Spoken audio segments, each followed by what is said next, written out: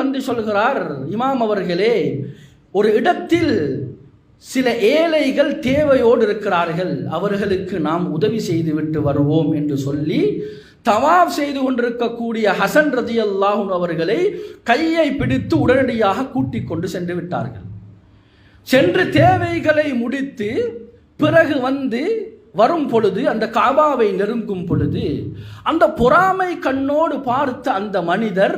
அந்த இருவரிடமும் நெருங்கி போய் சொல்கிறார், இமாம் அவர்களே, நீங்கள் இங்கு தவாஃப் செய்து கொண்டிருந்தீர்கள், இவர் உங்களை கூட்டிக் கொண்டு போனார், உங்களுக்கு அங்கும் எந்த நன்மையும் கிடைத்திருக்க மாட்டாது, இங்கு தவாஃப் செய்திருந்தால் தவாஃபுடைய நன்மையாவது கிடைத்திருக்குமே என்று சொன்ன நேரத்திலே ஹசன் ரலியல்லாஹு அன்ஹு அவர்கள் சொல்கின்றார்கள், ஏ மனிதா, உனக்கு தெரியாதா, அருமை ஸல்லல்லாஹு அலைஹி வஸல்லம் அவர்கள் சொன்னார்கள், மன் ஹரஜ இலா ஹாஜதி அஹீஹில் முஸ்லிம், யார் பிற சகோதரனுடைய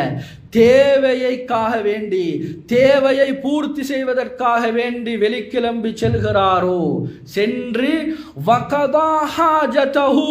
அவருடைய தேவையை முழுமையாக பூர்த்தி செய்து கொடுத்தால், குதிபத் லஹு ஹஜ்ஜத்துன் வ உம்ரத்துன், பரிபூரணமான ஹஜ் உம்ராவுடைய நன்மை அவருக்கு எழுத